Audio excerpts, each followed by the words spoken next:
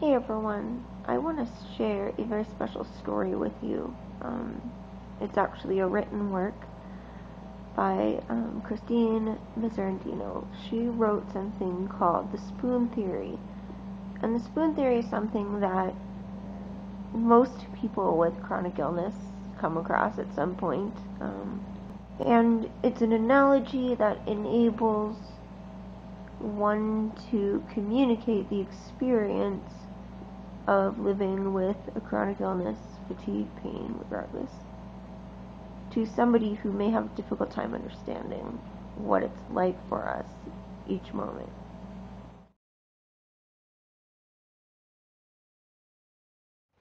My best friend and I were in the diner talking.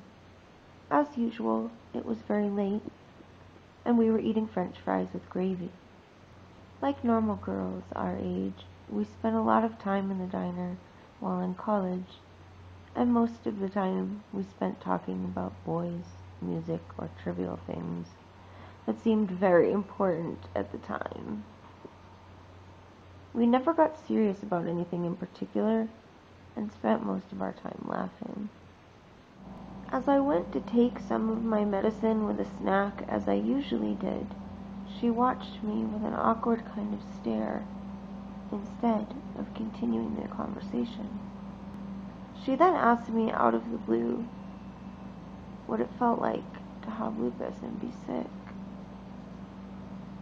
I was shocked, not only because she asked the random question, but also because I assumed she knew all there was to know about lupus. She came to doctors with me. She saw me walk with a cane and throw up in the bathroom. She had seen me cry in pain.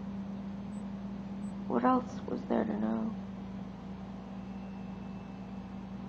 I started to ramble about pills and aches and pains, but she kept pursuing and didn't seem satisfied with my answers. I was a little surprised, as being my roommate in college and friend for years, I thought she already knew the medical definition of lupus. Then she looked at me with a face every sick person knows well. The face of pure curiosity about something no one healthy can truly understand. She asked what it felt like, not physically, but what it felt like to be me, to be sick. As I tried to gain my composure, I glanced around the table for help or guidance, or at least to stall for time to think. I was trying to find the right words. How do I answer a question I never was able to answer for myself? How do I explain every detail of every day being affected and give the emotions a sick person goes through with clarity? I could have given up, cracked a joke like I usually do, and changed the subject. But I remember thinking, if I don't try to explain this, how could I ever expect her to understand? If I can't explain this to my best friend, how could I explain my world to anyone else? I had to at least try. At that moment, the spoon theory was born. I quickly grabbed every spoon on the table. Hell, I grabbed spoons off the other tables. I looked at her in the eyes and said, "Here you go. You have lupus." She looked at me slightly confused, as anyone would when they are being handed a bouquet of spoons. The cold metal spoons clanked in my hands as I grouped them together and shoved them into her hands. I explained that the difference in being sick and being healthy is having to make choices or to consciously think about things when the rest of the world doesn't have to.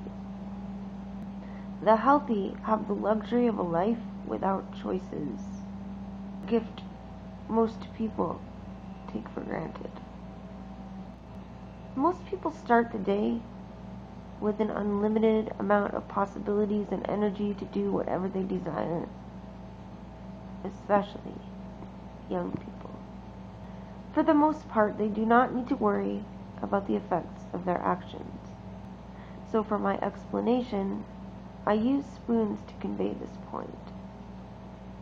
I wanted something for her to actually hold, for me to then take away, since most people who get sick feel a loss of a life they once knew. If I was in control of taking away the spoons, then she would know what it feels like to have someone or something else, in this case lupus, being in control. She grabbed the spoons with excitement. She didn't understand what I was doing, but she's always up for a good time, so I guess she thought I was cracking a joke of some kind, like I usually do when talking about touchy topics.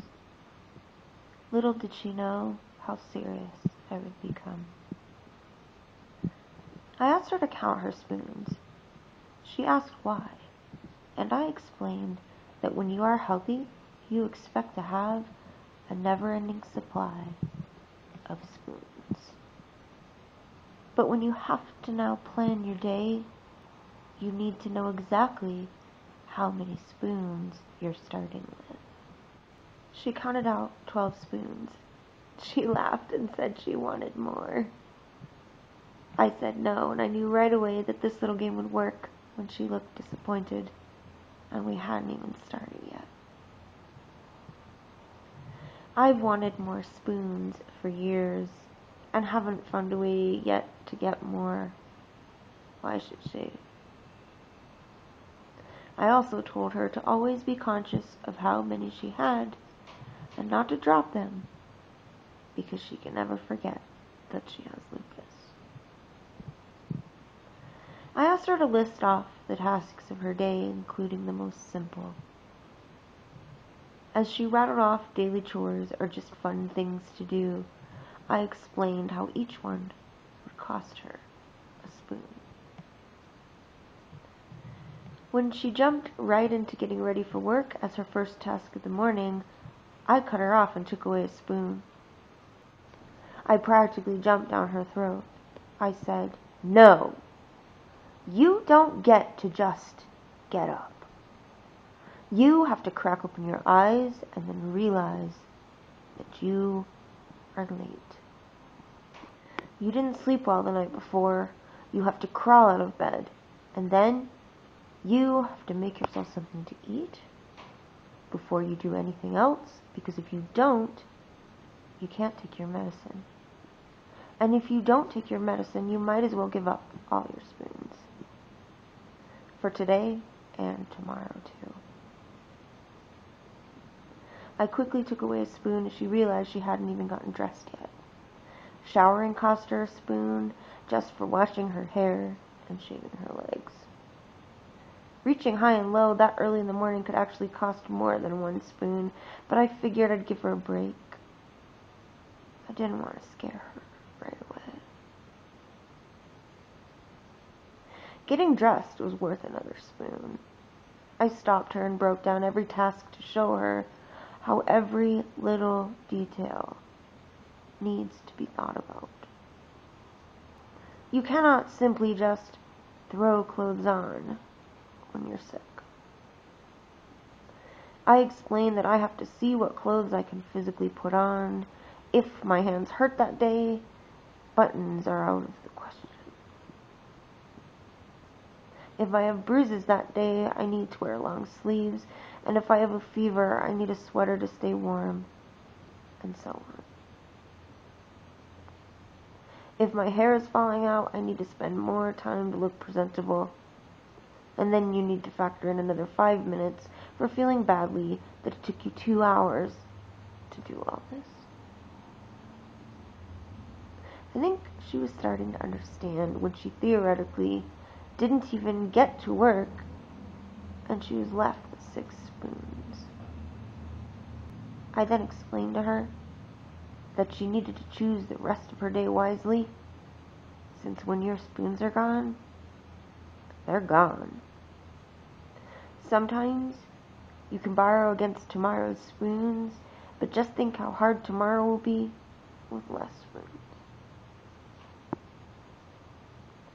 I also needed to explain that a person who is sick always lives with the looming thought that tomorrow may be the day that a cold comes, or an infection, or any number of things that could be very dangerous. So you do not want to run low on spoons, because you never know when you will truly need them. I didn't want to depress her, but I needed to be realistic, and unfortunately, being prepared for the worst is a part of a real day for me. We went through the rest of the day, and she slowly learned that skipping lunch would cost her a spoon, as well as standing on a train or even typing at her computer too long. She was forced to make choices and think about things differently. Hypothetically, she had to choose not to run errands so that she could eat dinner that night. When we got to the end of her pretend day, she said she was hungry. I summarized that she had to eat dinner, but she only had 1 spoon left. If she cooked, she wouldn't have energy to clean the pots. If she went out for dinner, she might be too tired to drive home safely. Then I also explained that I didn't even bother to add into this game that she was so nauseous that cooking was probably out of the question anyway. So she decided to make soup. It was easy. I then said, it's only 7 p.m., you have the rest of the night. But maybe end up with 1 spoon so you can do something fun, or clean your apartment, or do chores. But you can't do it all. I rarely see her emotional, so when I saw her upset, I knew that maybe I was getting through to her. I didn't want my friend to be upset, but at the same time, I was happy to think finally, maybe, someone understood me a little bit. She had tears in her eyes and asked quietly, Christine, how do you do it? Do you really do this every day? I explained that some days were worse than others. Some days I might have more spoons than most. But I can never make it go away, and I can't forget about it. I always have to think about it. I handed her a spoon I'd been holding in reserve. I said simply, I have learned to live life with an extra spoon in my pocket in reserve. You always need to be prepared. It's hard. The hardest thing I've ever had to learn is to slow down and not do everything. I fight this to this day. I hate feeling left out, having to choose to stay home or to not get things done that I want to. I wanted her to feel that frustration. I wanted her to understand that everything everyone else does comes so easy, but for me, it is 100 little jobs in one. I need to think about the weather, my temperature that day, and the whole day's plans before I can attack any one given thing. When other people can simply do things, I have to attack it and make a plan like I'm strategizing a war. It is in that lifestyle, the difference between being sick and healthy. It is the beautiful ability to not think and just do. I miss that freedom. I miss never having to count spoons.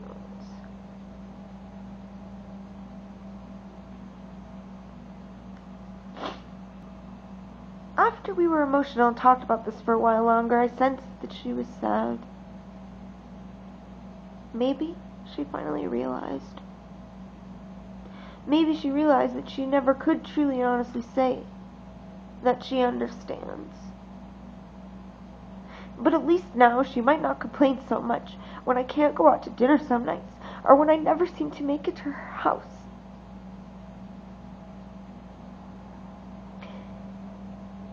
And she always has to drive to mine.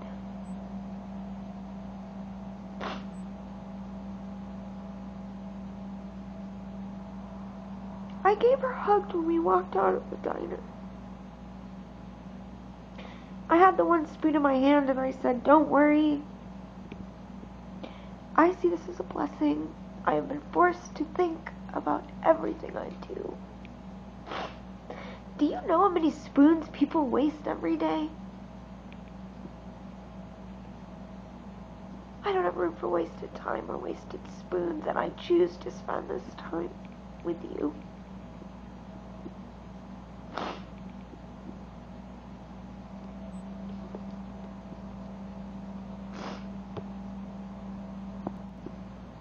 Ever since this night, I have used the spoon theory to explain my life to many people.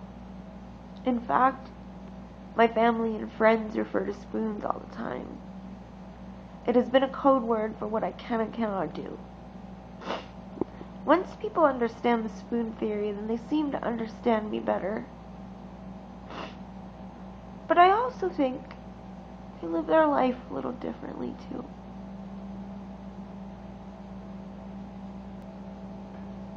I think it isn't just good for understanding lupus, but anyone dealing with any disability or any illness. Hopefully, they don't take so much for granted, or their life in general. I give a piece of myself in every sense of the word when I do anything. It has become an inside joke. I've become famous for saying to people jokingly that they should feel special when I spend time with them, because they have one of my spoons.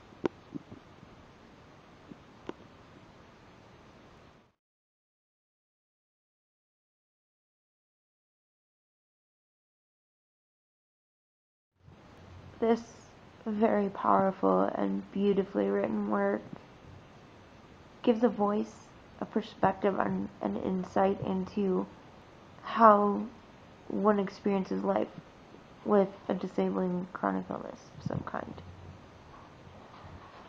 While the author has lupus, obviously it applies to anyone experiencing any form of chronic fatigue, chronic pain, chronic illness, or some sort of physical disability.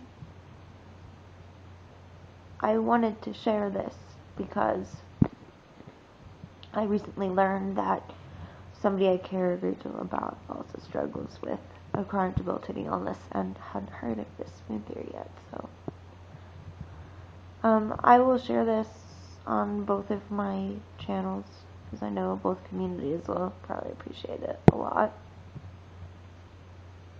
And yeah, it's something to think about. You know, if you have a friend with a chronic illness that doesn't make it to planned events, or cancels a lot, or you always have to go see them,